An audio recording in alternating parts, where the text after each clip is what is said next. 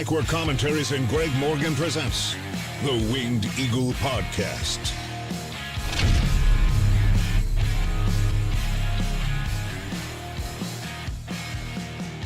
Welcome back, Johnny Wrestling, and welcome back, maybe, DIY, and welcome back to all of you this wonderful Monday evening. Glad you guys are here. Welcome back to the channel, and we are here to talk about a lot of stuff revolving around Edge and tonight's Monday Night Raw. So the first thing I want you guys to do is give me your letter or number grades in the chat about tonight's Raw. What did you think of the show? Was it a good show, bad show, mediocre show, A, B, C, or D, 1 through 10? Let me know what you thought of tonight's Monday Night Raw, and we will be reviewing that here as well as recapping last night's AEW WrestleDream, which we were here to live react to. I watched it with you guys last night live as it happened, but as many of you know, this weekend, I have been a little bit under the weather, so we didn't stick around last night for a review. I figured any sort of elaboration or recap or review we did of the show, we would wait until tonight to do that. So we'll be doing that here, talking about some of the matches on WrestleDream last night, what I liked, what I didn't like. I thought the pay-per-view was very, very solid,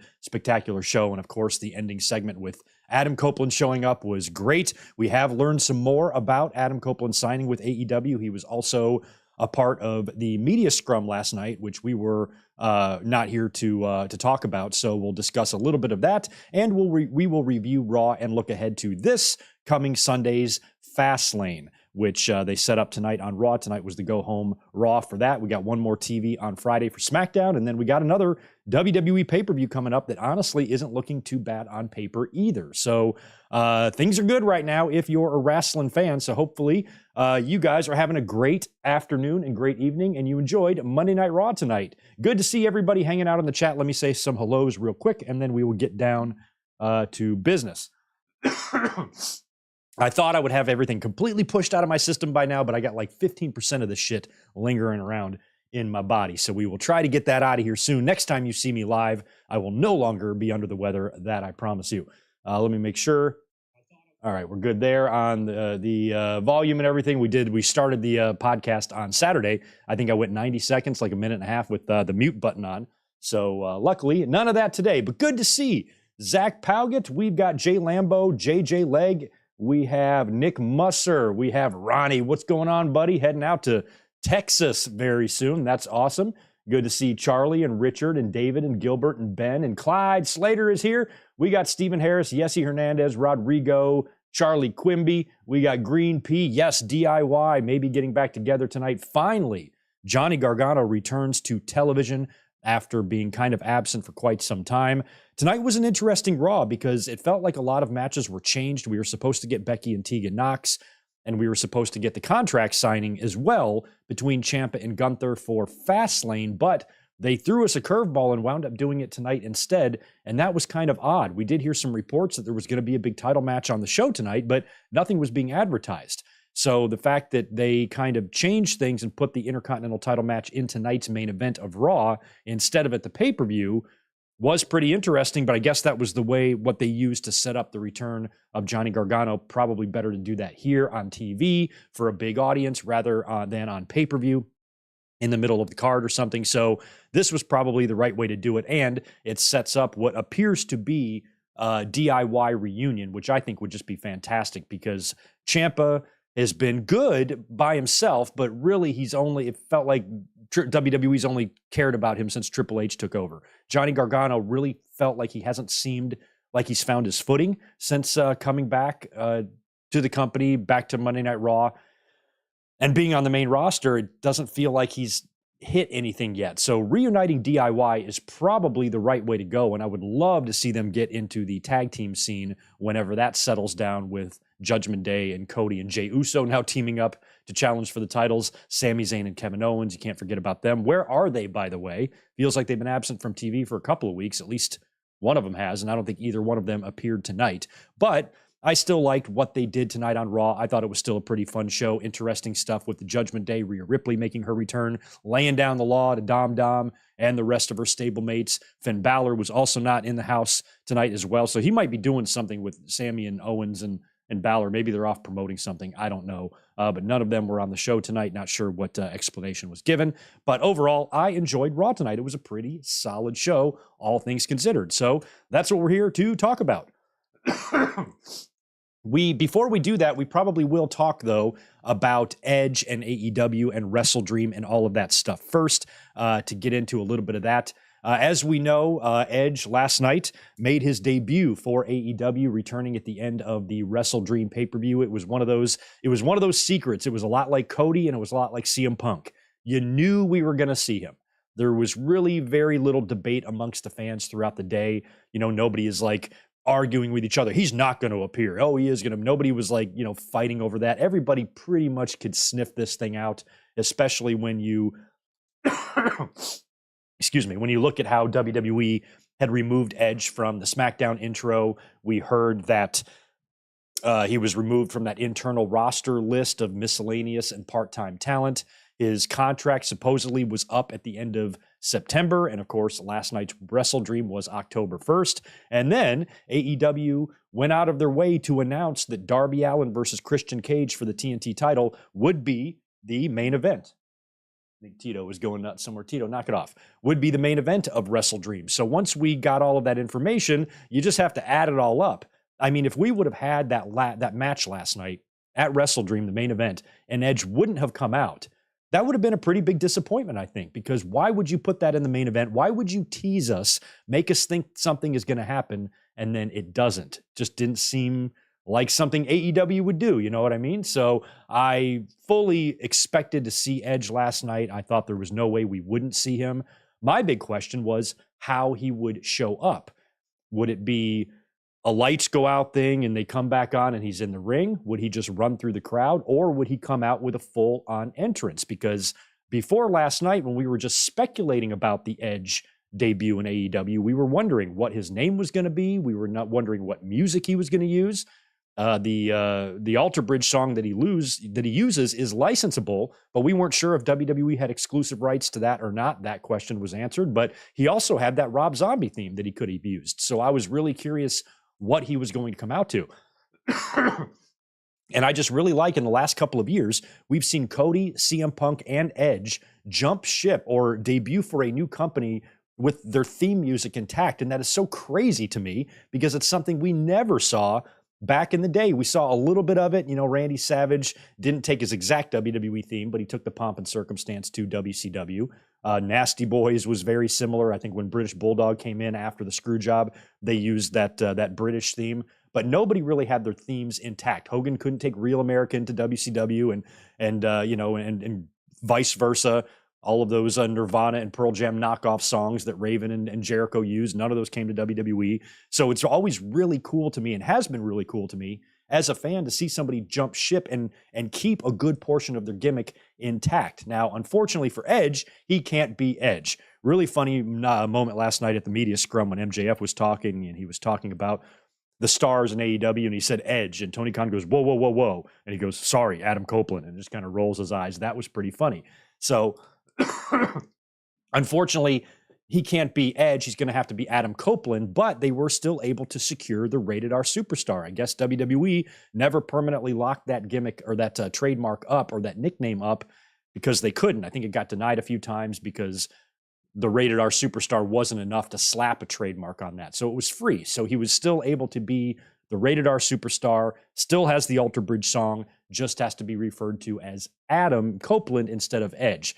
And if him and Christian actually do form some sort of an alliance in the future, it is going to be weird referring to them as Adam and Christian and not Edge and Christian. You know what I mean? That might take some time to getting used to. But looks like they're going to be at odds at first, unless this was just a way to introduce Edge to the audience and let him get that babyface reaction. And then he immediately goes heel on Wednesday night, but I doubt it. He'll probably stay a face for a little while. And then at some point, he'll either have a match with Christian or reunite with him. Not sure, but Tony Khan securing the services of Edge and Christian is pretty exciting because both of these guys have, despite their age, gas in the tank. I'm probably more entertained by Christian right now than I have ever been in his career. This guy is hell-bent on being the dirtiest, nastiest, most evil heel. He wants to be the most hated guy in the business, coming out there in his turtlenecks, abusing his tag team partners, shitting on everybody's dead parents. I mean, this guy is a menace. Somebody brought up that Edge really never even really knew his dad. What if Christian taps into that? least these guys' dads, these guys whose dads are dead, at least they got to know their dad. Your dad might be dead and you don't even know it. Who knows what he could say in a promo with him and Edge, or him and Adam. But it's going to be interesting. I cannot wait. There is some interesting news coming out. I want to read this tweet from our friend, Doc Chris Muller of Bleacher Report. He had this to say about an hour ago regarding Edge's debut last night. Sorry, I'm trying to get this out of me. Thank you. Here is what Chris tweeted out about an hour ago, and I quote, "I don't know if this counts as breaking news or whatever, but I was able to confirm with him today that not only is the voice at the beginning of Adam Copeland's AEW entrance music that of Beth Phoenix, but that it was Edge and Beth who recorded the clips themselves." And I found that to be really interesting because one of the things I thought about last night when we were watching his debut, sorry, I can't get this last little bit out of me. When we were watching his debut was that we heard, and again, we don't know exactly, I'm not sure exactly if we have this correct or not, but if the reports are true and Edge's contract really did not end until September 30th, until Saturday night, that whole thing that we saw last night, part of his entrance when he was coming, when he was appearing in AEW, the lights went out, they had that feature presentation thing, and then it cut to the segment, the clip of Edge driving that muscle car through the streets into the arena or towards the arena or whatever. And I was wondering how something like that works if you're technically under contract. So like that, what you would have had to shoot that basically a few days before. And that was a question I had last night when we were watching this. I'm like, well, if his contract wasn't up until last night, how was he able to shoot this? Like, I don't know what's legal and what's not. If his contract wasn't technically up until October 1st, would he have been able or contractually allowed to meet with AEW production people earlier on in the week to shoot that? Or would that have been a violation or a breach of contract to actually be working with them, even though you're not appearing on TV publicly, you're working with AEW people to produce this vignette or this entrance video that you're going to be coming out to. So apparently it was him and Beth who shot that. Maybe they hired their own production crew or whatever to shoot it. And the intro, we have a new "You Think You Know Me." I thought when we heard it, it said, "You think you know him," but it might be you might still be the "You Think You Know Me." I don't remember, but apparently that's Beth Phoenix's voice. So that's awesome. So that answers a couple of questions. I wasn't really sure about that. If his contract really wasn't up until October 1st, how the hell was he able to shoot that intro for AEW? That's something clearly would have had to have been done several days before to get it ready for production and stuff. So I was curious about that. And apparently that is why. So interesting stuff there with Edge in AEW. He also last night was part of that media call. I'm sorry, not the media call, but the scrum, the media scrum.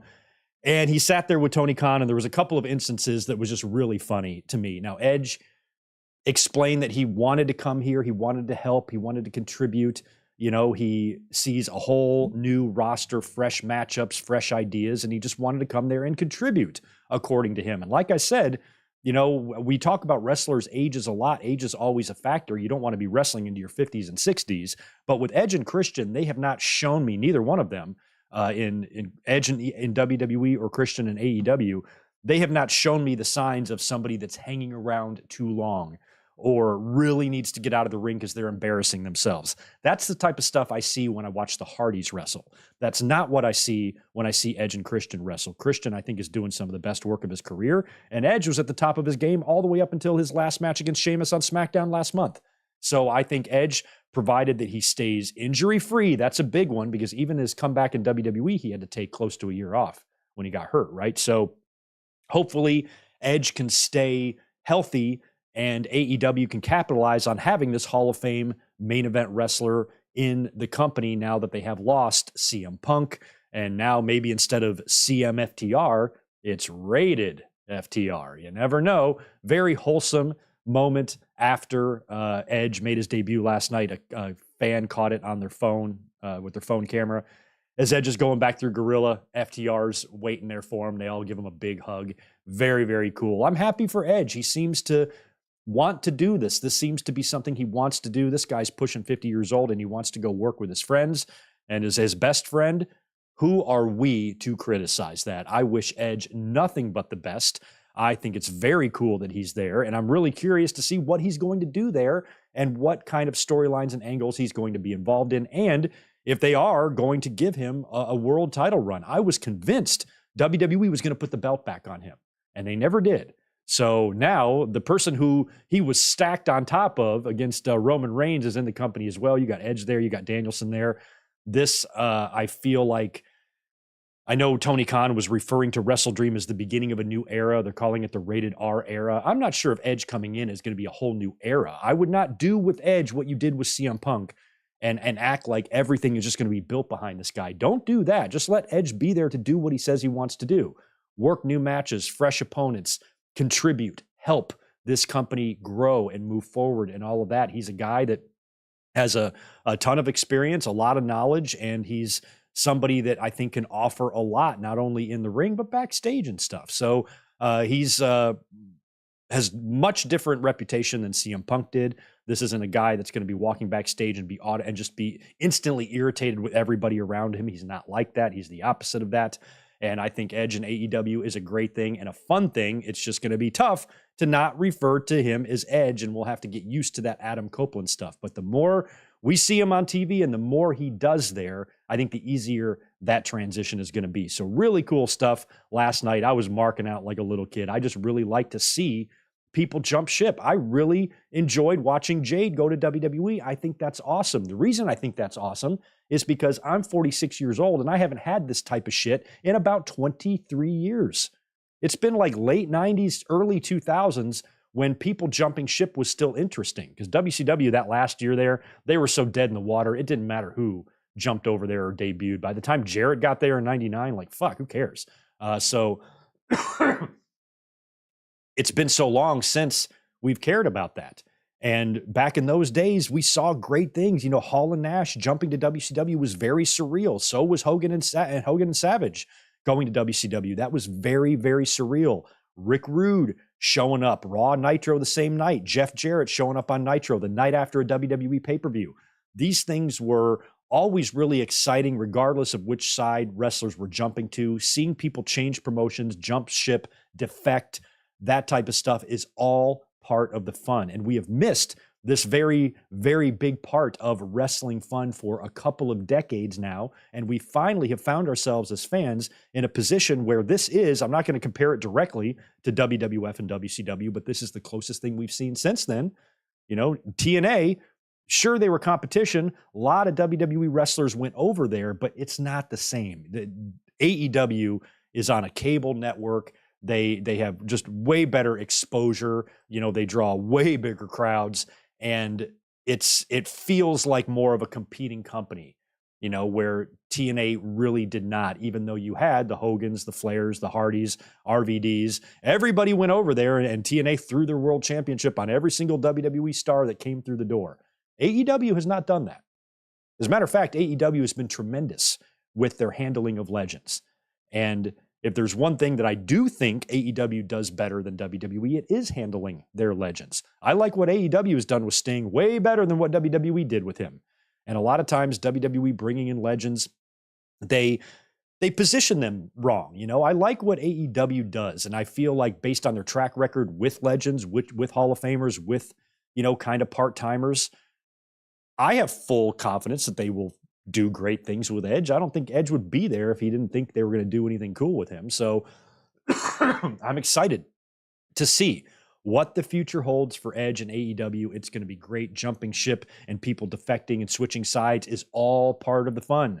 I put up a big 4-paragraph tweet today that's getting a shit ton of love, you know, 3,000 or 4,000 likes or whatever on social media talking about this very thing. You know, because of course, naturally, we knew we were going to wake up today. We knew it 100%.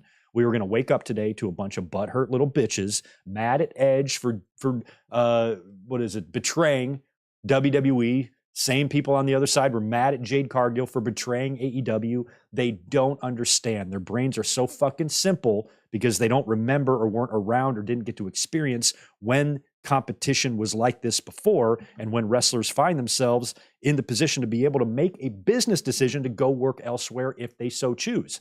where before it felt like contracts would just roll over and re-up because there was nowhere else for anybody to go. We didn't really worry too much about contracts running out because we knew if you're in WWE and WWE liked you, chances are you're going to re-sign with them. If you're positioned in a high spot, or if you're top part of the card, or semi to main event or whatever, you're going to have a job for life. You just keep re-upping your contract over and over and over and over again.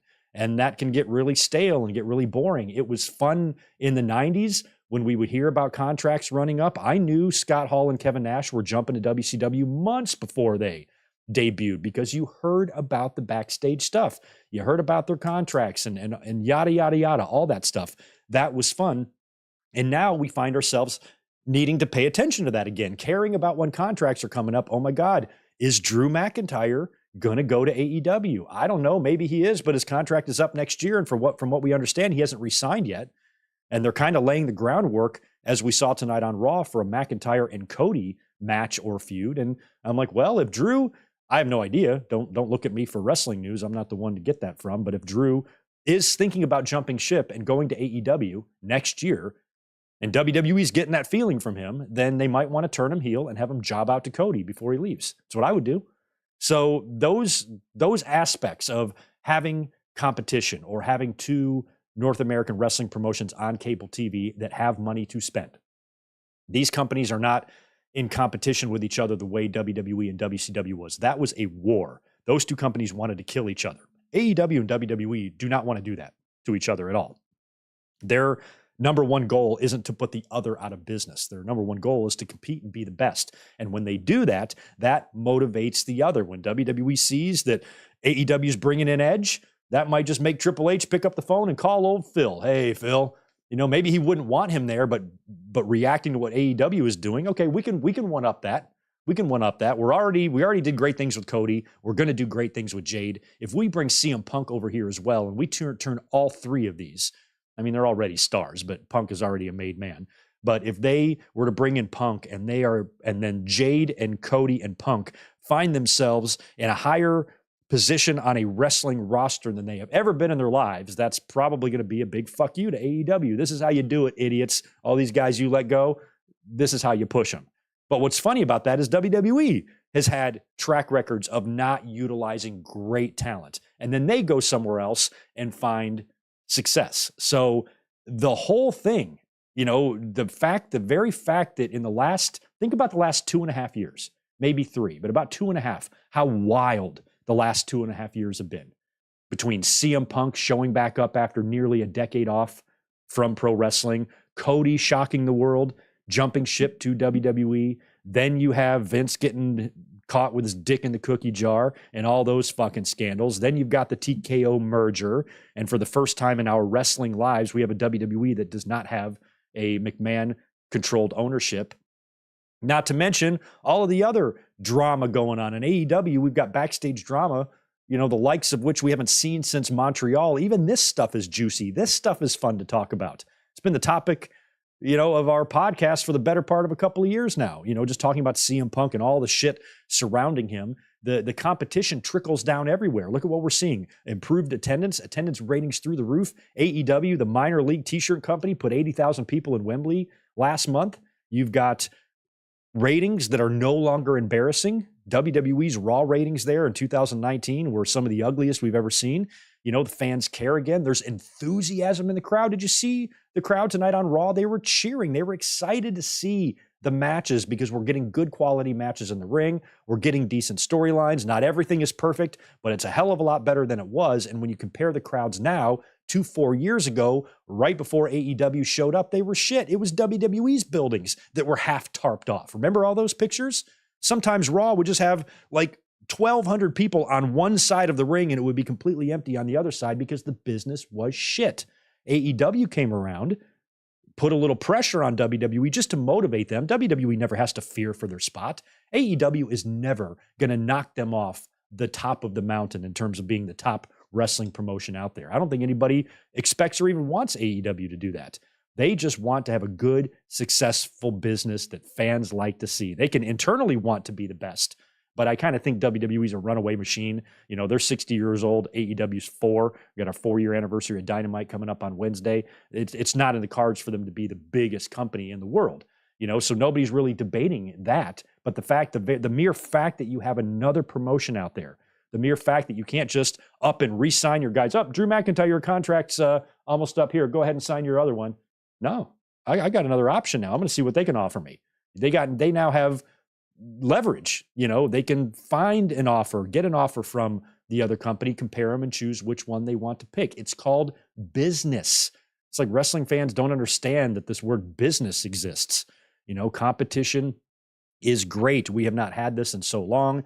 These are the things that make wrestling good. And we have seen a very big improvement in the wrestling landscape as a whole over the last 4 years. Granted, COVID was a mess, you know, so maybe you take away COVID, but from 2021 until now, things have been pretty great across the entire wrestling universe landscape. And I think that's largely in part because we now have another company out there doing things, and WWE just can't phone in every fucking episode anymore. Now they want to one-up them. Now they are determined. They want fans to see how much better they are than AEW. So that motivates them to give us these big spectacle shows, these WrestleManias, these stadium shows. They're going internationally for Elimination Chamber and Money in the Bank, and, you know, really showing, you know, flexing their muscles about how big they can really be, you know, and AEW feeds off that as well. So Jade going to WWE, Edge going to WCW,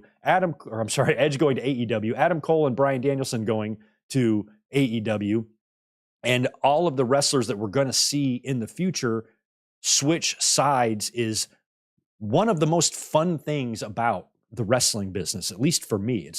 Some of my most fondest memories are from the 90s and the WWE and WCW days and watching people switch sides. I've brought up the year 1996 a lot of times throughout the years. Think about what both rosters looked like in 96 or 97. WWE, it was Steve Austin, Brian Pillman, Dustin Rhodes, Vader, Cactus, who else is over there? Fucking Cornette, Mark Marrow, Johnny B. Bad, all those guys. And then in WCW, you had Hogan, Savage, Bobby Heenan, Mean Gene Okerlund, Elizabeth, you know, Big Boss Man. You had Kurt Hennig, you know, everybody from WWE then jumped. Hall and Nash, X-Pac, Luger, everybody jumped over there. And, you know, the two rosters basically almost swapped. But that was fun. It was cool. Even though I didn't really like Luger, it was cool to see him show back up in WCW after being in WWE as that American hero. That was cool to see that. You know, it was cool to see Hall and Nash jump over there. And it was cool to see Jericho come to the WWE. It was cool to see the Radicals show up all at once on the outside of the ring. Remember those days? Remember those days. Why in the world what would your motivation be to possibly reject wanting that again? You know, young fans, I can understand being tribal. They're young. They don't know any better. Once they touch their first tit, they'll probably grow out of it. But what about fans like me? What about fans my age? What the fuck is your excuse for being that way? You remember, if you're my age, that means you remember. You remember what I'm talking about. All the shit I just described. Hogan, Hall, Savage, Nash, and Jericho, and Radicals, and all these people jumping ship, and how much fun that was 25 years ago. You remember that. So tell me, what in the fucking world, what in the blue goddamn hell could possibly make you not want that back? Just because you're an asshole? Just because online fans make you mad? That's fucking pathetic, son. In 10 years, we may clamor for these days. In 10 years, we may wish we could go back to 2023 when Cody and Jade and Punk and Edge were jumping ship. Those were the glory days. If only we had those days back. We might be saying that in 10 years if the business shits the bed again. And all you're going to be left with is the memory of you refusing to allow yourself to have fun. Is that how you want to live? No. It shouldn't be. And if it is, then you're just a fucking miserable person. But I think the very idea of Jade and Edge being in different environments now is exactly what makes competition great. This is a perfect example of it. And it's not going to be done. You think this is the end of it? We're going to see a lot more. I wouldn't be surprised to see McIntyre and AEW next year. I wouldn't be surprised to see Keith Lee come back to WWE. who knows what can happen there when some of these contracts come up. And we have heard about AEW. It seems like, even though no confirmation has come out about their exact policy on this, it sounds like the way they're going to do things over there, if you're going to leave, they're not going to release you like WWE. They're just going to let your contract run out. They fulfill and honor the contracts. Sounds like if you sign a contract with AEW, you can expect to see that through. Provided you don't have any behavioral issues or anything like that, Tony Khan is going to honor that. Even if he doesn't use you, he's going to honor it. Where WWE, if they kind of forget about you for a while, then they cut you and release you with the excuse of creative has nothing for you. So which way is better? On one side, the business side, it's smarter just to shed that money. But on the other side, the more personal side of it, Tony Khan wants to honor those contracts, and he feels like a moral obligation to do that. So both companies kind of operate a little bit differently, but I think both companies are going to see a lot of changes. Both companies are going to see wrestlers jump ship, and that's only going to be good for us, the fans. To ruin that, the only person that suffers is you if you reject this, because this type of stuff is fun. And when I think about where the business was 5 years ago and where it is now, I'm much happier where it is now. I can't be the only one. I would assume you guys would concur with that. Yes? And what about CM Punk? What do you think Triple H is doing right now? Do you think Triple H is watching this Edge shit and being like, okay, I'm going to get CM Punk over here? I mean, it might be worth it to WWE. And I kind of think it is. Like that's how crazy my brain is. I feel like, you guys know, we talked about CM Punk and AEW for a year. Again, both sides have blame or whatever, but CM Punk is just a very abrasive individual. He's difficult to get along with, and he has a horrible track record of just not getting along with anybody. And he brings a whole hell of a lot of fucking baggage into a locker room. But I think somebody like CM Punk can be way more damaging to a place like AEW than a machine like WWE. And all of the problems that CM Punk vented, all the frustration that he vented on Colt Cabana's podcast back in 2014, the issues he had in WWE, those issues probably have largely evaporated. And when he thinks about his issues with AEW compared to the issues that he had in WWE, he's probably gotten over a lot of those WWE bad feelings now that he had such a rotten experience in AEW. So he might be all about it. He might be ready to come back and be there not to cause trouble. Plus, even if CM Punk tried to cause trouble, I just don't think it would fly in that locker room. There's too much stability there, and I just don't think that type of behavior, they would allow him to do the internal damage to the morale. WWE can damage their own morale all they want with their business decisions and their budget cuts and all that corporate lying BS bullshit that they shove up your ass in those meetings. That'll be enough to damage morale. But I don't think any one talent is going to be able to come in, and sit his ass in that locker room and could be a complete dick. I still think Punk has allies in WWE. It's a shame that they fired Riddle. It would have been funny to see Riddle and CM Punk not get along and Riddle fuck him up. But Riddle's gone. And think about the WrestleMania matches. Think about Punk and Cody, and think about Punk and a lot of guys. So seeing what we saw last night at WrestleDream makes me want CM Punk to come into the WWE just because I think it would be interesting. A lot of people are talking about Chicago, Survivor Series. I'm fine with that. Come on in, CM Punk. Bring it. Bring it. I'm all about fun. The more, the merrier. The more fun, the more crazy headlines, the better. That's all the last 2 years have been. Headline after headline after headline after headline. We want that. It's good for YouTube business. It's good for you guys. It's good for fan interest. It's good for all of us. And that's what we want. So last night was a reminder that competition is back and competition is good. Having multiple options for wrestlers to go ensures that you always have fresh stuff to do. It really helps, enhance the talent pool. Nothing gets redundant and repetitive, and you're not just doing the same shit over and over and over for a fucking decade. You got options now. You can change things up, and the two companies can feed off each other and react to each other. That's what it's all about. That's what we got with WCW and WWE, and it looks like we're getting a little bit of that here, and that's all good. So welcome to AEW. Adam Copeland, really excited to see what you're going to be doing there. Now, let's talk a little bit about WrestleDream last night. I'll run through a little bit of the card, some of the matches that I liked, and then we will circle back and review tonight's Monday Night Raw and preview this Sunday's Fastlane, which on paper, like I said, is looking pretty good.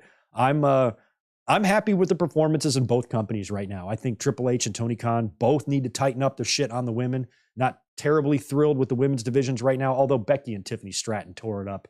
They've been doing good stuff. Rhea, Ripley is still Rhea Ripley, but it feels like something's missing in the women's division. I mean, Bianca's on vacation, but it's not the fact that she's gone. It's just, it's Charlotte is back doing her same old thing. And I don't know. It just feels like they could do a little bit better with the women in WWE, but I think AEW has bigger problems with the women.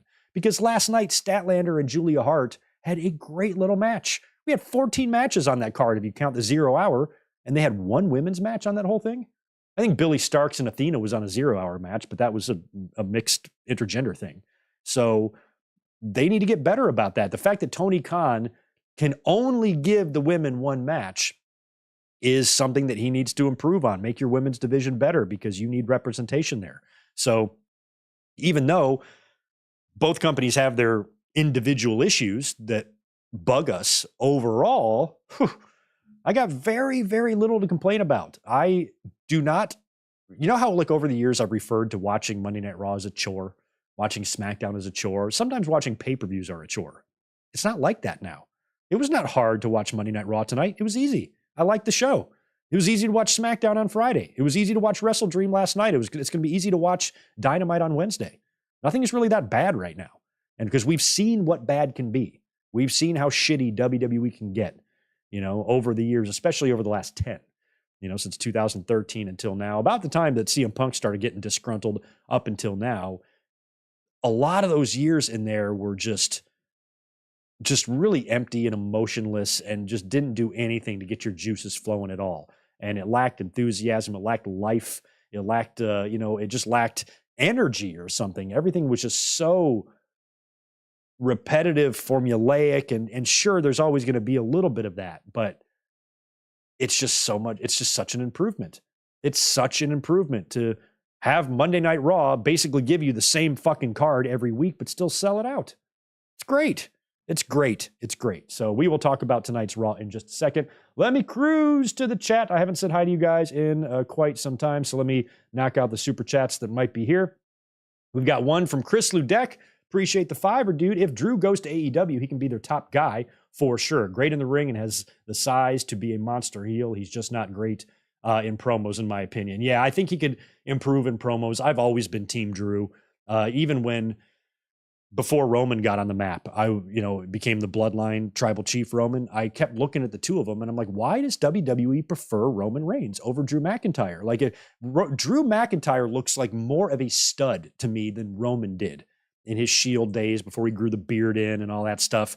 He kind of looked a little youngish. He didn't have that badass look where McIntyre, he had that Scott Hall, Rick Rude thing going on, just tall, strong, scary, hairy chest, all that type of stuff. And I always thought he just looked like an absolute boss, a beast. And I think he could be the top star anywhere. I was so glad when they finally started pushing him, when he won the Royal Rumble. I was like, oh my God, this is going to be great. I'm so glad they're going to make Drew because this guy deserves it. He looks the part. I've said that he looks more like Roman Reigns than Roman Reigns does, what WWE views him as. But then Roman, found the tribal chief gimmick, turned heel, grew the beard, started the bloodline. Now you see Roman's value. But before that, I wasn't sure why Roman was getting the opportunities over McIntyre because McIntyre had everything. He had the size, he had the look, and he is good in the ring, very good in the ring. So if he were to go to AEW, I'd be all about that. I'd be fine regardless of where he goes. If he sticks around in WWE and resigns with them, I'm sure that he's going to want some assurances that, maybe he gets another run on top, or maybe he can run as a heel as a champion.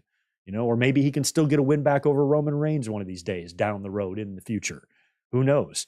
But if not, and they're far apart on money, if I'm a wrestler, and my contract is coming up, I feel like you have to let it go expire, right? Because otherwise, if you're talking money with AEW, then you're talking about tampering and shit like that. So you probably can't get any sort of a formal offer from AEW until your contract is up. But who can stop you from text messaging your friends? And again, I don't know how any of this stuff works behind the scenes. Edge, what got him to AEW? Remember that day that he was on? He posted the video on his porch right after the match with Sheamus on SmackDown, And he was saying, I got a WWE contract in my inbox and my email. And all I got to do is sign it.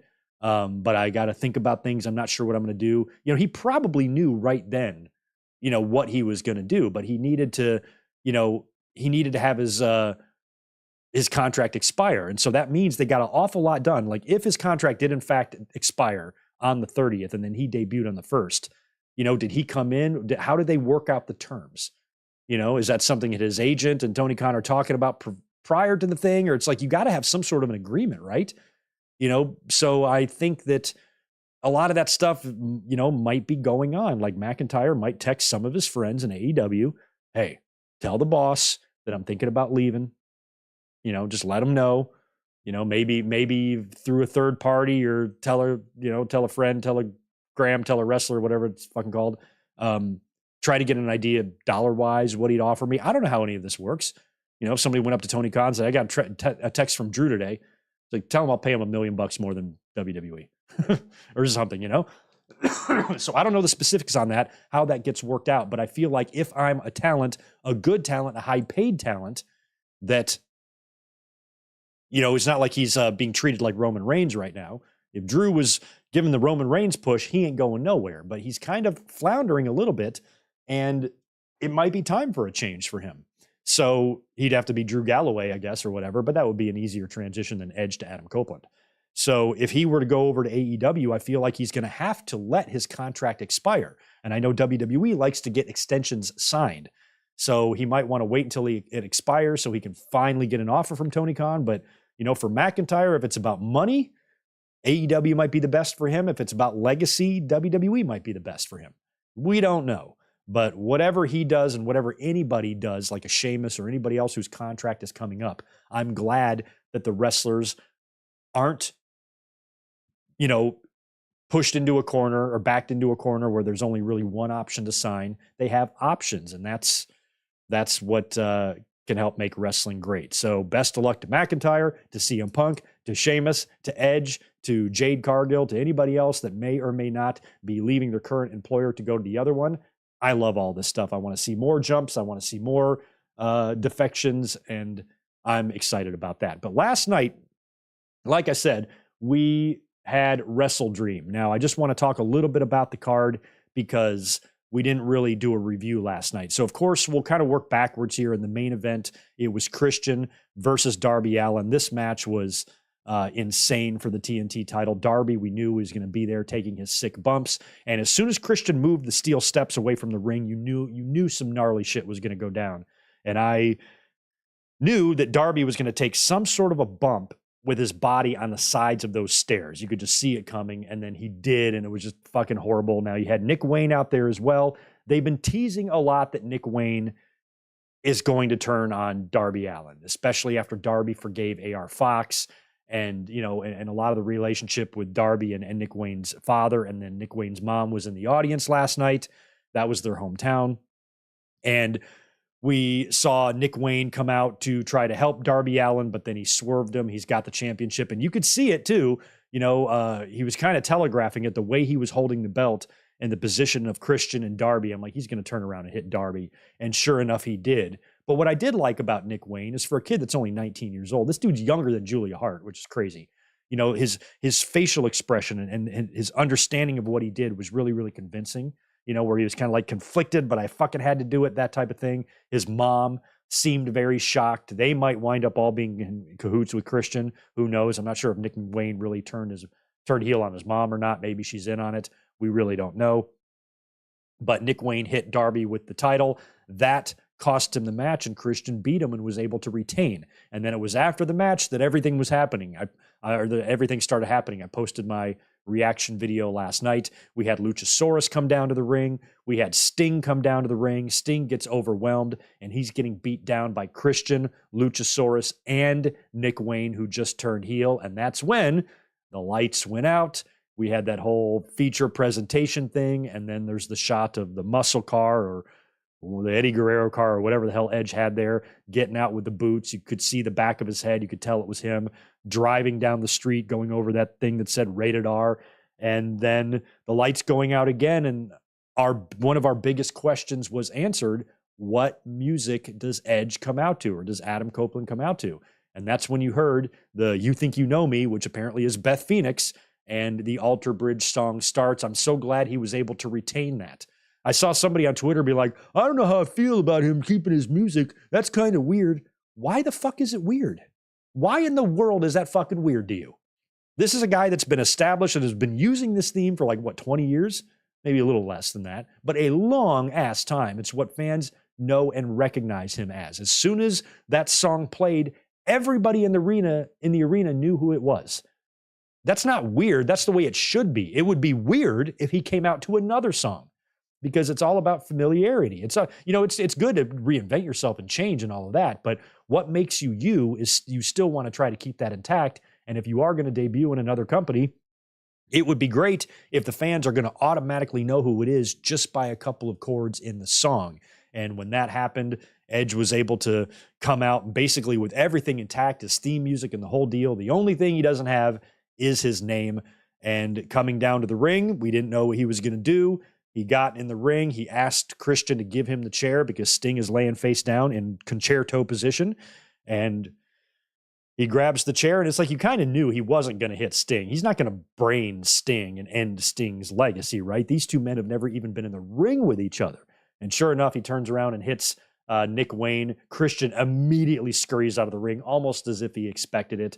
And then he spears Lucha and Nick Wayne, both on the wood. I was worried about Edge hitting ropes that he's unfamiliar with and delivering a spear onto boards, instead of a mat. I'm like, please don't blow your knee out on your first move. Luckily, he appeared to be okay.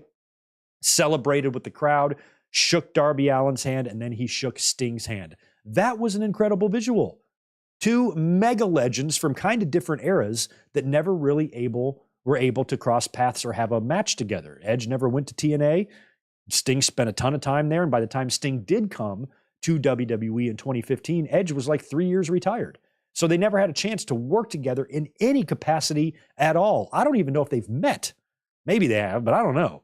So just to see Sting and Edge or Adam Copeland shake hands, I'm like, that's so great. I've watched both of their careers nearly from the beginning, and to see two legends of that caliber kind of shake hands and share a ring, it's respect. Loved it. So that was a great way to close WrestleDream. If you were trying to envision a scenario for Adam Copeland to debut in AEW, I think that was about as best case scenario as you could have asked for in terms of how that was executed, how it came off, the reaction from the fans, and everything that Edge did. I kind of think that was the best way to do it. And we will hear from Edge or Adam Copeland. I keep saying Edge. It's going to take me a while. We're going to hear from Adam Copeland this Wednesday on Dynamite, and maybe he will explain to the fans, because he explained a little bit of it in the media scrum, but at least for the kayfabe audience, explain why he's there, what he wants to do, and I'm sure he will be confronted by Christian. So we'll hear more from him. He's got a busy next couple of weeks, I guess, in AEW, because last night in the media scrum, Tony Khan, he's so funny.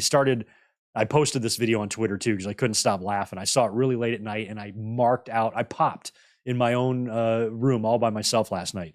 Tony Khan's like sitting next to Edge, and he's rattling off all these dates that Edge is going to be working. This Wednesday, you're going to see him on Dynamite. Then this Saturday, he's going to be in whatever fucking town for Collision. And then next Tuesday, I think a Tuesday from now or whatever, maybe a week from tomorrow. It is a week from tomorrow.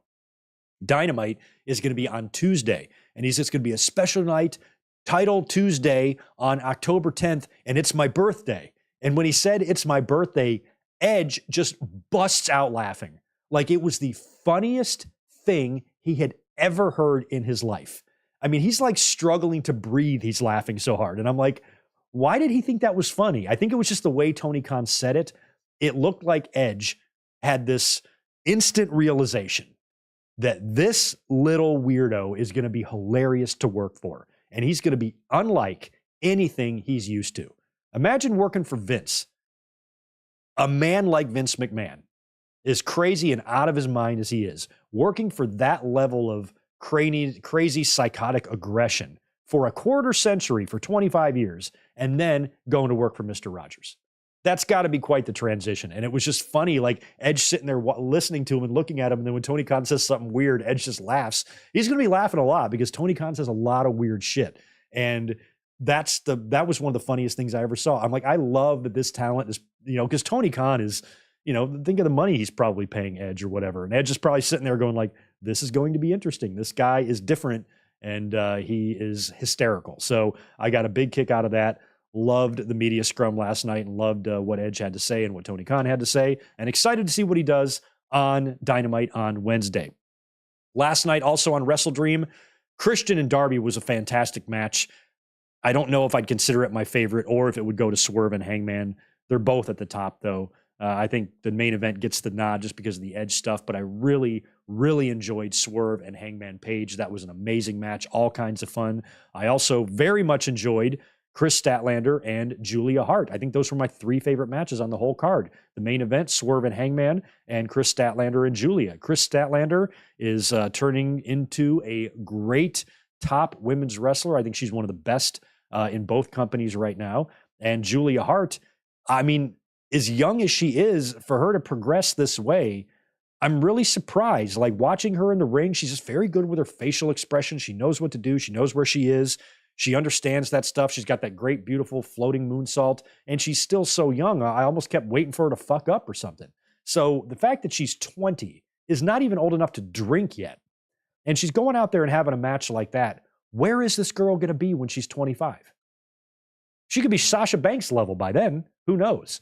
Provided everything continues to work well for her and, Tony Khan doesn't cool her off like he did Wardlow or anybody else that starts to get hot.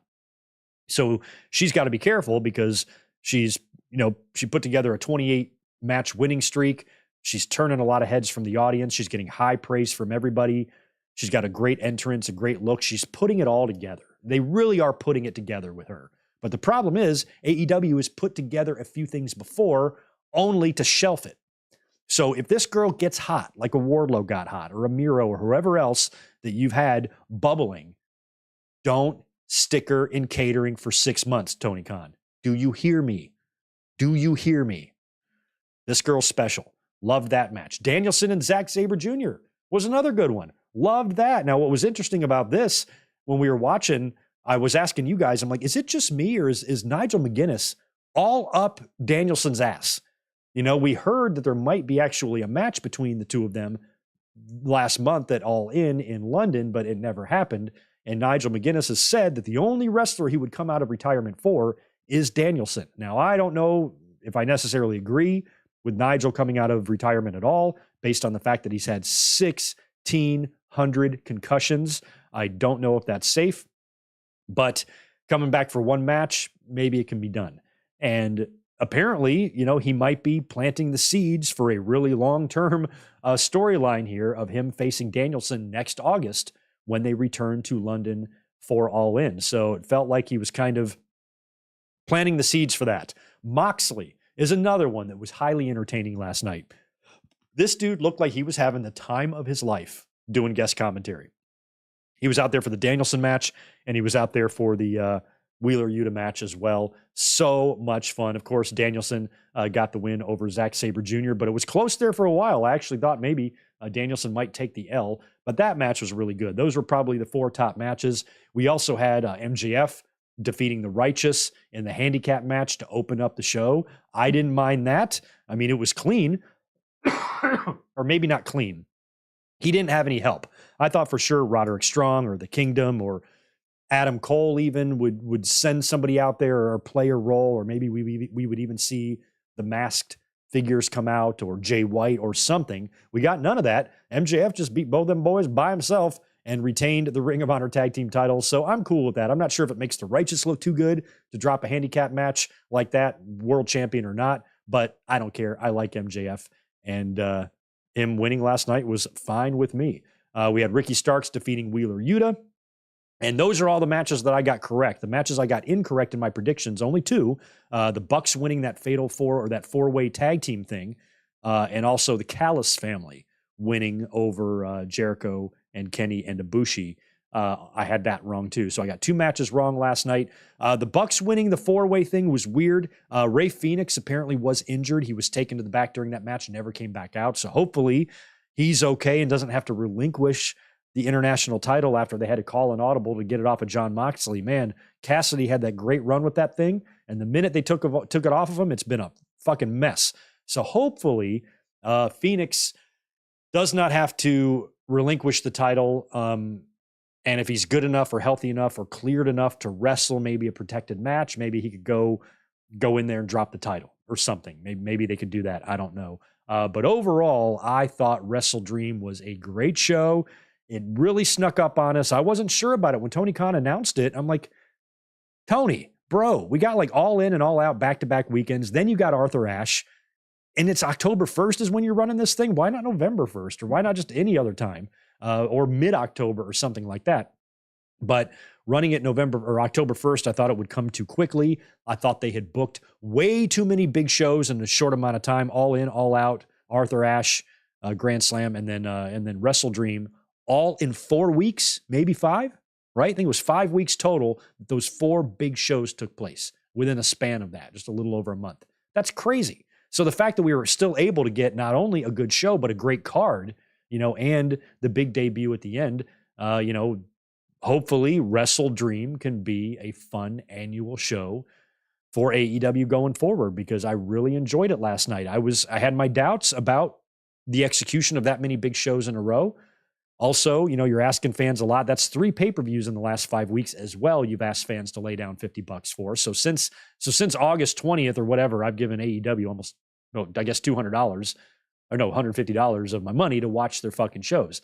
So when Tony Khan was doing the ad spots for WrestleDream, the beginning of a new era, one chapter closing, another one opening, apparently they were referring to the rated R era, which I don't think it really needs to be a whole era, but I think a lot of fans were hoping that we would get some sort of an announcement about a streaming deal or a Ring of Honor deal or something like that, because apparently Tony Khan really wants to get on Max, and I think that would be splendid if they were able to ever work that out. So I'm hoping that still comes. It would be great if AEW could get some sort of a deal like WWE has, to where all the pay-per-views are on Peacock, because if we can put all AEW's pay-per-views on Max, oh my God, that's going to be so much easier for the fans to deal with. A lot of fans have told me I didn't have the money to buy 3 fucking pay-per-views. It sucks. It's too much.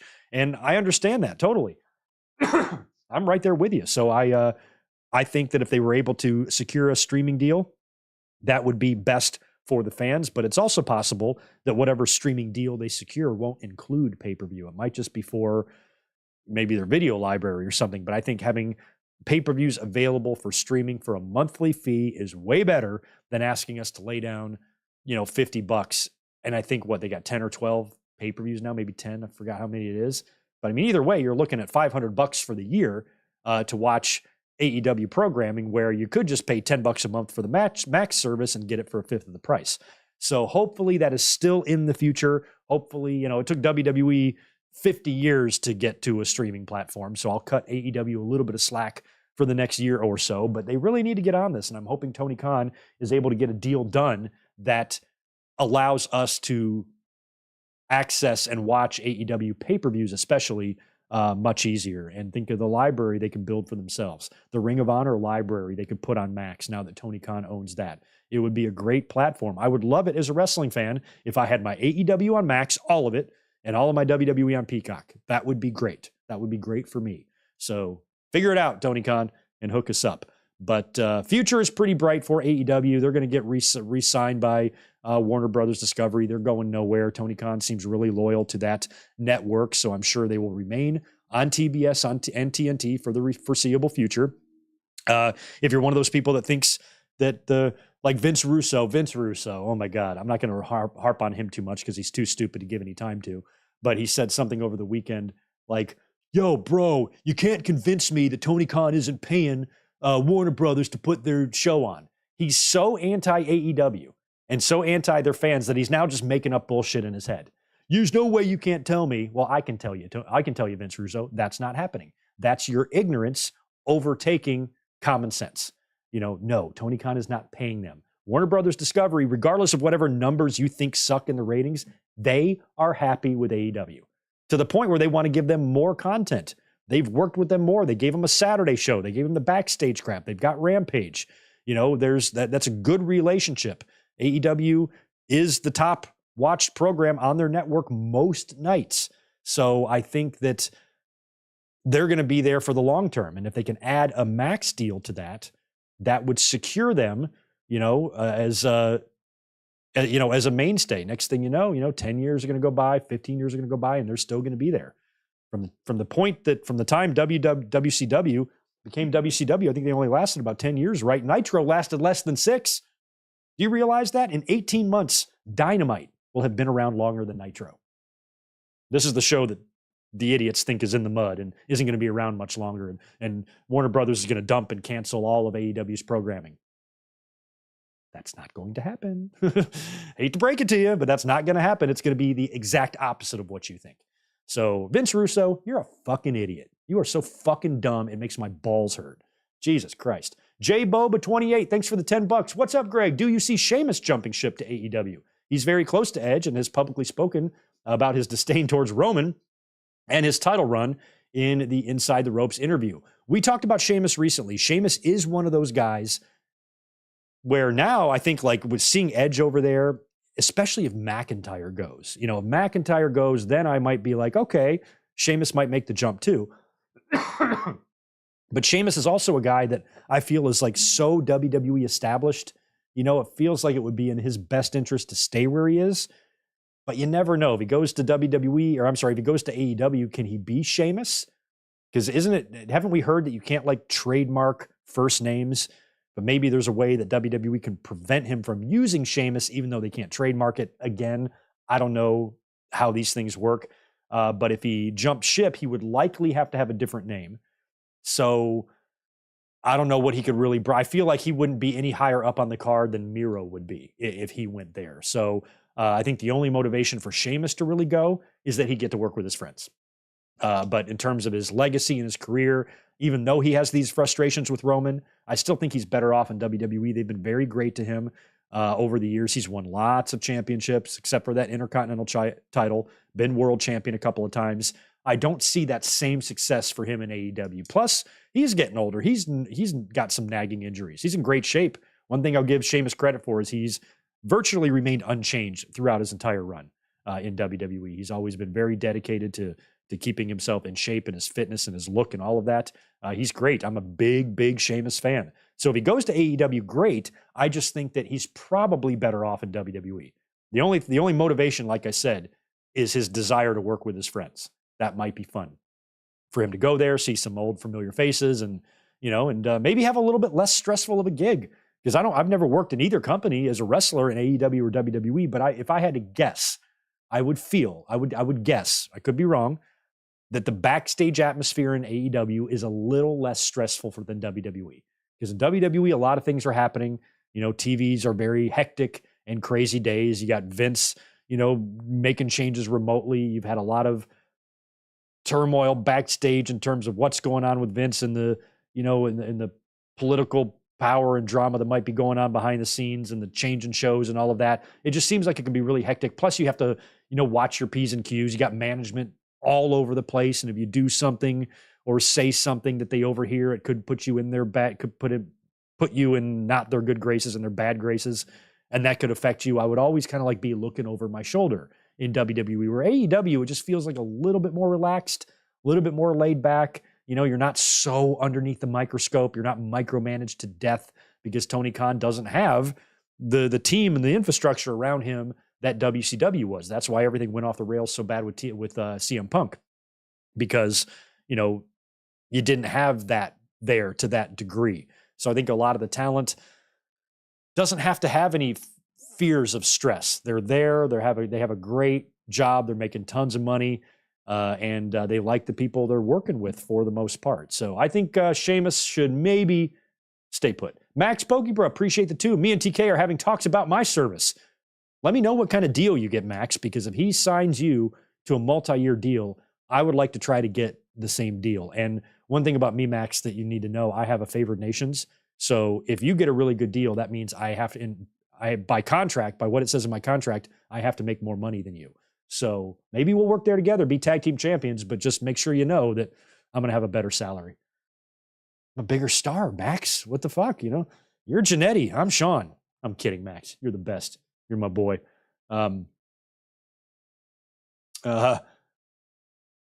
Right, exactly, the Juliet. Why doesn't somebody let Cornette know that Russo hates AEW? Maybe these two can come together and put aside their personal hatred. I don't think anything would ever bring those two together. But just hearing Russo say that, you could when you read between the lines of a comment like that, that's Russo being so fucking butthurt that AEW sees success that he bullshits himself. He bullshits himself and then says it publicly. It's one thing to bullshit yourself in your own head. If you want to believe that Tony Khan's paying Warner Brothers to put on Dynamite and Collision, you can believe that if you want, but I wouldn't say that shit out loud because it's so easily debunked. It's an easily verifiable fact that he is not paying them. Anybody with a fucking second-grade education could look this shit up on the internet. My God. So Russo being so dumb that he thinks that the only way this company could get a TV deal is if Tony Khan pays him. You can't even argue with the level of stupidity like that. It's beyond parody. These people are so fucking agitated at another company that they will just lie to themselves. And it's sad. It's fucking sad. You see that shit in politics too. It's ridiculous. So whatevs, Vince Russo, fuck off. Let's talk about Monday Night Raw. Tonight's Monday Night Raw, like I said, was a really good show. It was fun. There was a lot going on. And I think the craziest thing we saw was that opening segment, man. Jesus Christ, how long did that go? 30 minutes? And there was all sorts of stuff going on. Now, first of all, it felt like they were changing some stuff up tonight. We were supposed to get Becky Lynch and Tegan Nox, a match that apparently was changed a couple of weeks ago.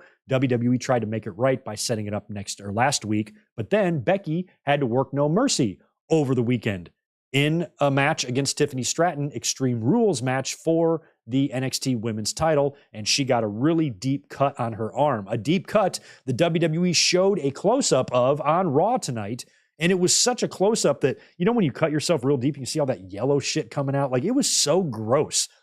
And I was like, I don't need to see that far into Becky Lynch's body. That is way too far in there for me. Okay, that sounded weird, but you know what I mean. And so she wasn't cleared, which meant Tegan is going to miss her match again. So we were wondering how they were going to rectify that. So the opening segment, we opened Monday Night Raw with Nia Jax and Shayna Baszler brawling in the entranceway. And the announcers refer to them being former tag team championship partners. And I'm like, I have no recollection of Shayna Baszler and Nia Jax being tag team champions. I have completely deleted the entire women's tag team title history from my memory. I don't remember them teaming up. I don't remember them winning the belts. I don't remember who they beat for the belts. I don't remember who they lost them to. I don't remember when it was or how long it was. I remember nothing about it because those titles suck. So I laughed when they referred to them as former tag team championship partners. I'm like, I don't even remember that, but whatever. They're brawling with each other. Raquel Rodriguez then runs down to the ring to get in the mix of this as well, followed by Rhea Ripley. Now, we had a feeling we would see Rhea Ripley on TV this week. She's been off the last couple of weeks selling the bonsai drop. She comes in fucking hot. She storms to the ring, beats the shit out of Nia Jax, beats up a security guy, hits him with the riptide, and then gets on the mic and screams at the Judgment Day to get their asses out to the ring. So Rhea Ripley is clearly the leader of this faction. She's going to read them all the riot acts. So they come to the ring, but there's no Finn Balor. Finn Balor was off the show. So was Owens and Zayn. Not sure where they were.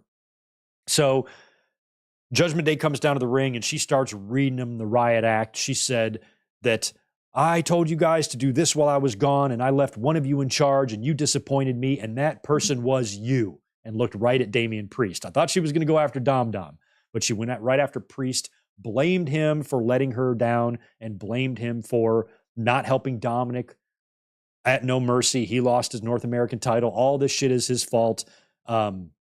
She said Balor is injured. Damian Priest also was not cleared to compete tonight either, and Dominic lost the title. All of these things happened under his watch. So I guess Balor's absence from TV was just him selling whatever injury he had last week. I don't even remember. But Balor injured, Priest is not cleared, and Dominic lost his title. All of these things happened to Judgment Day while Ripley was gone, and she's fucking pissed. And Priest acknowledges that. He goes, don't you think I already know that? And he basically says, screw Cody and all of his friends, and something to that effect. Now, one thing he did say, he goes, look, mommy, I've got my titles. I got my title, and I've got my senior in the bank. Where's Dominic's title? Well, Damian, Rhea just told you. He lost it because you didn't help him. That's what she just explained earlier on. So Rhea she turns her attention to Dominic after this. And she tells Dom Dom that tomorrow night he's got a rematch against Trick Williams in NXT for the North American title. And that if he doesn't win that championship tomorrow night, don't bother coming home. So she's kind of laying down the ultimatum there to Dominic. Please your woman or don't come home. Two choices there, young fella. Dominic's got a hell of a shiner on his eye, too. Becky and Dominic both got fucked up last night. So he's got a big black eye, and he's got a tall order going up against Trick tomorrow night in NXT. After that, Jey Uso comes out. Little bit of tease with him and Rhea. He kind of leans on the ropes. He goes, how you doing, Rhea? Missed you. We all missed you. And they've been kind of teasing something there between these two. The funniest thing was a couple of weeks ago when Priest, I think it was, approached Uso trying to recruit him into Judgment Day. He's like, man, we're all a fan of you. We all like you. And Uso's not paying him any attention. He goes, Balor likes you. Dominic likes you. I like you. Rhea likes you. And as soon as he says Rhea likes him, he goes, oh, for real? All of a sudden he perks up. All of a sudden that's important to him. So I love that. And the fact now that Dominic there's starting to finally be some dissension. It's been nearly a year now since Rhea and Dominic got together, probably over a year or about a year now, because last Thanksgiving they were showing up and Christmas they were showing up at Ray's house and beating him up. Maybe this year they'll go trick-or-treating together and show up at his front door, but they might not make it that long, especially if Dominic doesn't win tomorrow night. So yeah, Jey Uso coming out, laying down some groundwork there on a relationship with Rhea. He says Rhea is the tribal chief of Raw, and she's got way bigger balls than Roman Reigns. Priest gets mad about Jay's insinuation that she's the leader. Well, she is. And Dominic has to hold him back, so Priest kind of goes to go after Jay, and then Dominic stops him. Hold on. Cleaner, I got this. Gets in Jay's face and says that he'll be the one to take care of Jay. So Jay ends up super kicking Dominic really hard. Then JD McDonough shows up, runs through the crowd to help Dominic. They start beating down Jey Uso. Then Cody Rhodes comes out. So then we get Cody's music. He comes down, joins the fray.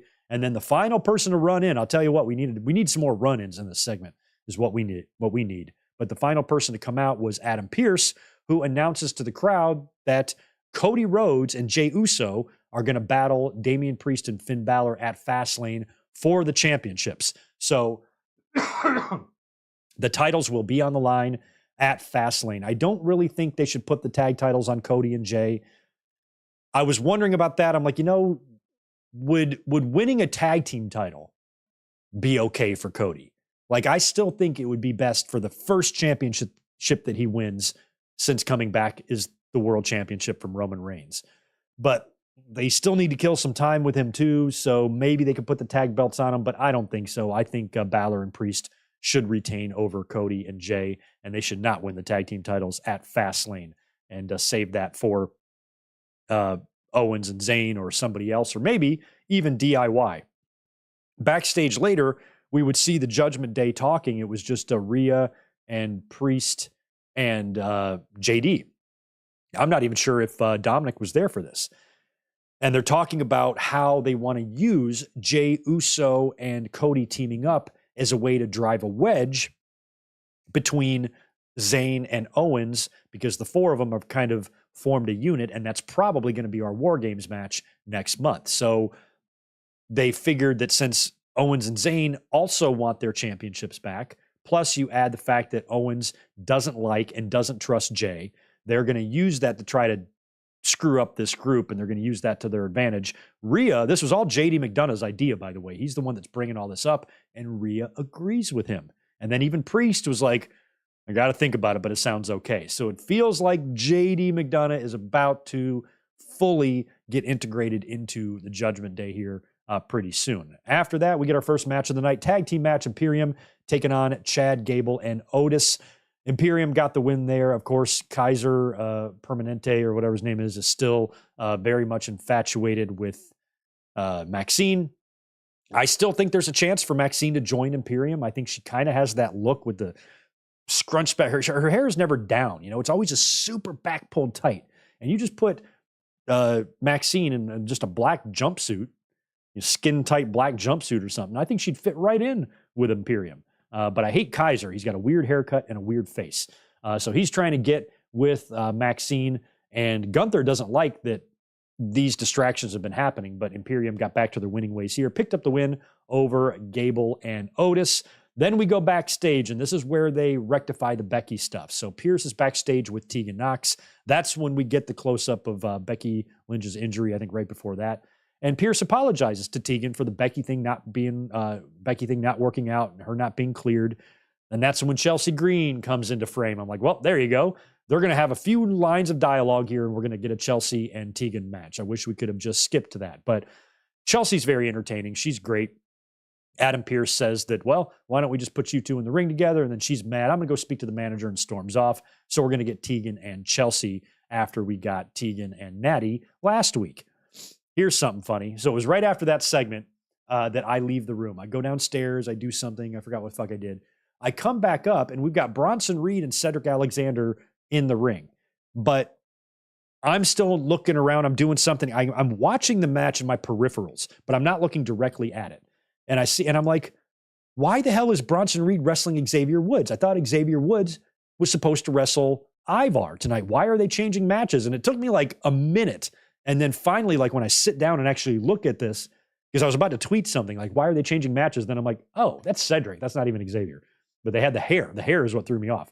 So Bronson Reed took on Cedric Alexander. I love that I fooled myself when I came back upstairs because I didn't see any of the entrances. I just walked in and the match was happening. So I thought for a second it was Xavier Woods. It was not. Bronson did beat Cedric with the big tsunami splash, I believe. So another big win for Bronson.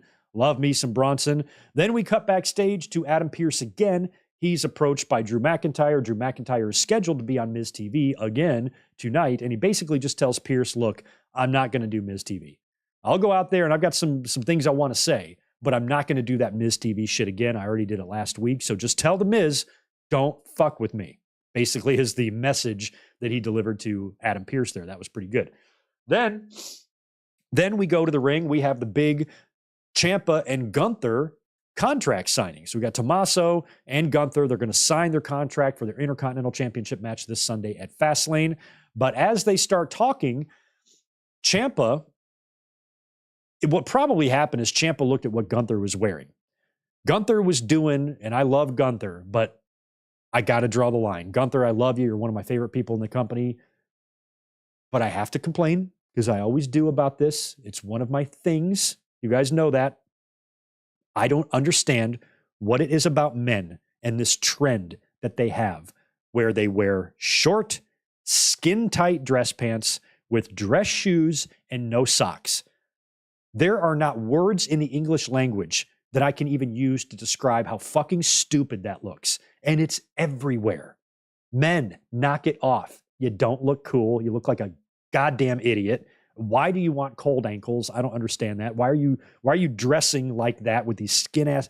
Isn't that uncomfortable to have your pants painted on around your calves and pulled up, and you've got your feet, your bare ass feet, in these sharp, dress shoes that can give you blisters, and it just looks horrible. It looks miserable to be in that. It's like when a woman wears high heels. I'm like, isn't that a pain in the ass to walk in?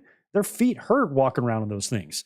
And I'm like, I don't know why men put themselves through that. It's the dumbest look. It's one of the dumbest fashion trends I've ever seen in my 46 years being alive. And everybody fucking does it. Seth Rollins comes out to the ring. Gunther comes out of the ring. Anybody comes out to the ring dressed up. I don't think Cody does it. Miz has done it. I've seen Miz do it. Cody, I think he was in a suit tonight. I didn't check his shoes. How often do you look at another man's shoes? But that's got to stop. Gunther, please, I'm begging you. What is it about that look? It drives me so crazy. I have very few pet peeves. As George Carlin calls them, I don't have pet peeves. I have major psychotic fucking hatreds, and that's one of them. I cannot stand that look. So I just had to give Gunther a little bit of shit about that. As Gunther and Ciampa say a few words to each other, Ciampa winds up goading Gunther into actually doing the match right there on Raw that night. So Gunther agrees, signs his name to the contract. Gunther's going to go back and get changed. And we're going to have an Intercontinental Championship main event tonight on Monday Night Raw. I really like that. Then we cut backstage to Judgment Day. That's where they were having that divide and conquer conversation that I mentioned earlier. And then we are in the match that Xavier Woods actually is in, taking on Ivar. So Xavier versus Ivar looked a lot like Cedric versus Bronson. Two guys the same size fighting two other guys the same size. It was a confusing match. But anyway, Xavier got the win with a roll up on Ivar. And then after the match, Ivar destroyed Kofi and Xavier. Eric is still nursing his injury, and I think Ivar could probably be a pretty good singles wrestler. I'm kind of liking him. So that was all good. And even when the New Day is doing nothing, I'm always pretty entertained by it. They're like pizza. Even when it's bad, it's still pretty good. Pizza, sex, and the New Day. Then we get Seth Rollins' interview with Michael Cole in the ring. And Cole kind of questions why Seth Rollins is doing this. Seth Rollins is the one that was seeking out the rematch with Nakamura. He's the one that wants to face him again. Last week, they announced that it would be a last man standing match. And Michael Cole is kind of questioning Seth why he's doing this, why risk it. And then Seth's like, how long have you been doing commentary, Michael Cole? And he's like, 26 years. How many shows have you missed? And he goes, 2. And basically says, that's the dedication that I have.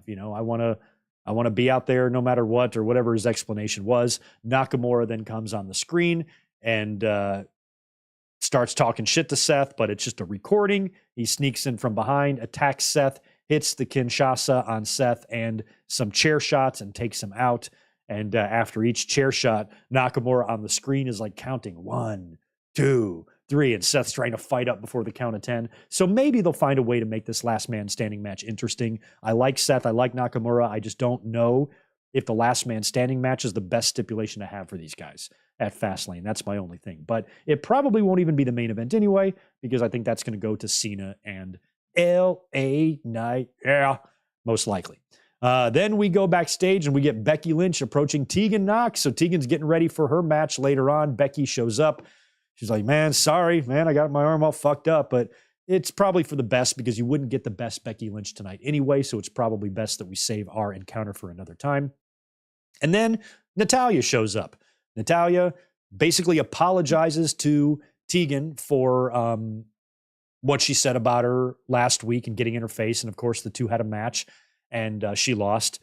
So she felt like she got off on the wrong foot. She has a whole new respect for Tegan and kind of gave her a little bit of props. So not sure what the motivation there is. And then we go to the ring for Tegan Nox versus Chelsea Green. Now, Piper Niven tries to interfere, but Natalya comes out and stops her, allowing Tegan to hit the shiniest wizard onto Chelsea for the win. So I would assume what's going to happen now is probably next week or maybe even at Fastlane, we're going to get Tegan and Natty against Chelsea and Piper and for the titles. And then we'll find out if Natalya is being genuine or if they wind up losing if she just attacks Tegan Nox again. But if WWE really wants to do something with Tegan, it feels like they've tried a couple of times. She's had some bad luck. She had those 2 blown out knees back-to-back years.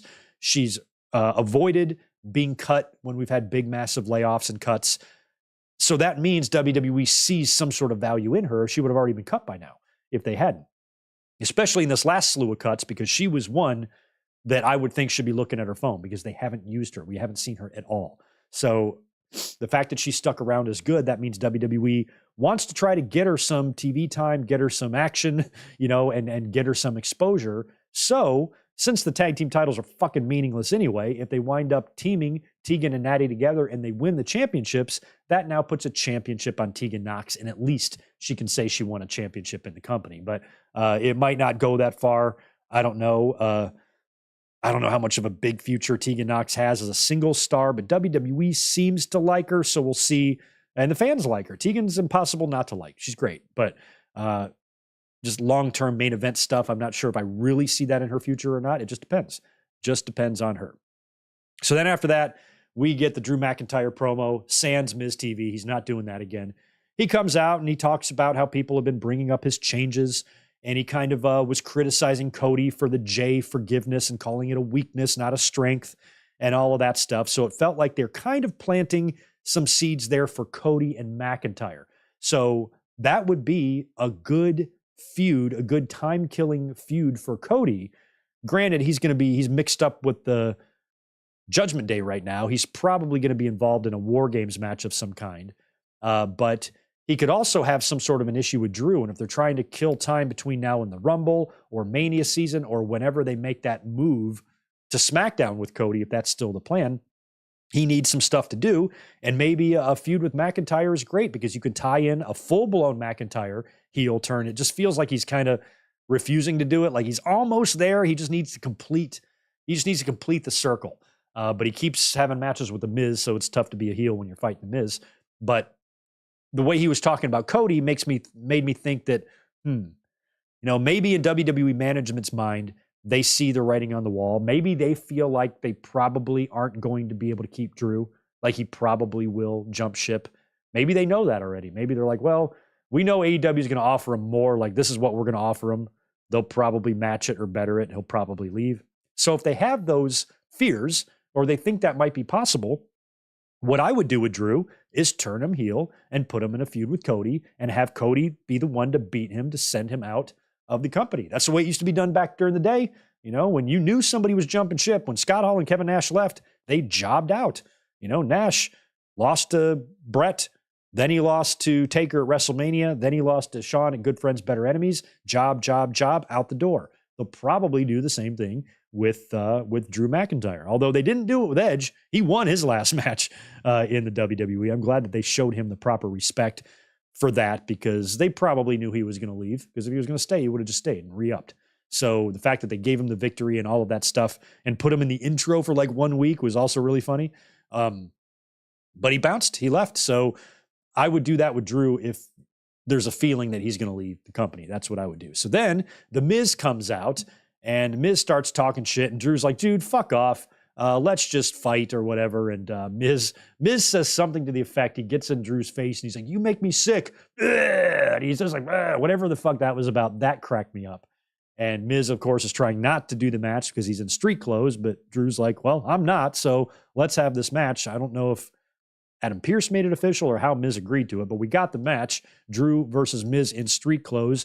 Future shock DDT is all it took to put Miz away here, and Drew got the victory. Then we cut backstage, and Trick Williams is in the house to do an interview backstage, and he shows off his new North American title and talks about his rematch tomorrow night with Dominic. And Trick Williams is one of those guys, man. He's superstar. So Carmelo's like that too. By the way, congrats to Ilya Dragunov. What a great match against Hayes at No Mercy. But Carmelo and Trick, they both have that superstar vibe to them. It's just hard to explain it. They've got that. Swerve kind of gives off that impression too in AEW a little bit. Cody's got a little bit of that. There's some of those wrestlers just have it. And Trick is one of those. So I like him a lot. Dominic and Ripley and JD show up and get in Trick Williams' face a little bit and talk some smack to him. But we'll see Trick and Dominic battle tomorrow. I don't know. I'm not feeling like Dominic really has a chance to win that North American title at this point. He had it. It served its purpose in the Judgment Day for him to have a trophy just like everybody else. At this point, I would probably keep the North American title in NXT. So he'll probably just go to NXT tomorrow, hopefully to finish up his business there, do the rematch, lose, come back, and then he'll probably be on Monday Night Raw permanently, unless he chases that title again. We don't know. And then it's the Intercontinental Championship main event. Gunther defending against Tommaso Ciampa. This match was set to be at Fastlane. They decided to do it tonight instead, and it was a hell of a main event. Loved this match. Gunther wound up winning with basically a sleeper, just choked Ciampa out. Just too much Gunther. That's going to be the case in all of his matches. Anybody who can't beat Gunther, they say, hey, why didn't you beat Gunther? Just too much Gunther. Because that's really not. Sometimes it's just too much Gunther. Sometimes you can't handle the Gunther. And whether he's wearing dress pants and no socks or not, he's still a badass. And he choked Ciampa right out, won the match. After the match, after Gunther retained, Imperium attacked Ciampa, and that's when we hear Johnny Gargano's theme, and Gargano runs to the ring, saves Ciampa, and finally, we might be getting this DIY reunion that we've all been waiting for quite a while. So it feels like we're on the cusp of that now. Gargano and Ciampa coming back together, and I would like to see them be the ones to win the tag team championships next, even over Owens and Zayn regaining them. I don't want to see Jay and Cody win them. I would love it if DIY beat Priest and Balor for the championships. I think that would be great. So first, they have to officially get back together and be a team. They might just be two singles babyface wrestlers who are friends, but I think teaming them up and reuniting them as DIY on the WWE's main roster will be a lot of fun, especially since both guys appear to be healthy at the moment, and they're very rarely healthy at the same time. So hopefully we get some DIY in WWE to counter FTR in AEW. So overall, I thought tonight's Raw was really good. Felt like they made some last-minute changes, but the excitement, the enthusiasm, the matches, all of that was really good. The storytelling was fine. They're setting us up for Fastlane nicely. Let's peek at what Fastlane's got going on here. For the card. Oh, sorry. I was supposed to have that a little closer to me. See what we've got for Fastlane so far. All right, Fastlane looks like this. All right, so we've got Damian Priest and Finn Balor defending against Cody Rhodes and Jey Uso. That match was announced tonight. We have the last man standing match between Seth Rollins and Shinsuke Nakamura. We've got the women's three-way, Io Sky versus Charlotte versus Asuka. We have the LWO versus Bobby Lashley and the Street Profits in a six-man. And, of course, the main event will probably be John Cena and LA Knight taking on Jimmy Uso and Solo Sikoa. So we got 5 matches there. I feel like they'll tack one more on or two. We'll have a 5 to 7 match card here for this thing. And we'll be here watching this on, this is Saturday, not Sunday. I keep forgetting. Saturday is Fastlane. Shit. I'm working on Saturday. I might be able to be here. We'll figure it out. Either way, we'll be here for Fastlane chatter this weekend. So, that's what it's looking like. And I thought tonight's Raw was a pretty good show. Let me see what you guys had to say in the chat here about this. I better get out of here soon because we got a pretty low audience in here, but I do appreciate you guys being here and listening to my ass for nearly 2 hours tonight. Reading through some of these chats here, see if there's anything interesting. Edge turns 50 on October 30th. Wow. He's 50 years old. Right. The fact that WWE no longer has a monopoly. And we talked about that a couple of weeks ago. Remember a few years ago? Before AEW came around, it was like WWE was signing everybody. They were literally going into independent shows with a stack of contracts and just say, sign up. It was like they were in such a high acquisition mode that it felt like they just wanted to sign everybody. But that's changed. Things change. Good to see Doug Unfunny, Kevin, Jose, all y'all that have been saying hello in the chat since we started. Appreciate that. Yeah, if Raw went back to 2 hours, man, I don't know. Who knows what's going to happen with SmackDown coming to USA? If Raw leaves, we could have these reversed. Monday Night Raw might be the 2-hour show, and SmackDown might be 3. If Raw leaves USA Network, you would think that they just might want to change SmackDown to the 3-hour show. Then we might get 2 3-hour shows. Then Raw might be 3 hours on its new network, and SmackDown's going to be 3 hours on USA. I think that's very possible. I'd prefer both shows to be 2 hours, but I think 3 hours is definitely possible for Raw and SmackDown with these new TV rights deals that are coming up. So we will keep our eye on that. But man, it has been a long weekend for me. I've been busy as shit at work. Plus, we've had pay-per-views and podcasts, and I've been under the weather. So I have got to finish getting this out of my system. We'll have a good week this week. I'll be up here later on, probably Thursday, for Fastlane predictions. I'll have some mic drops on the channel.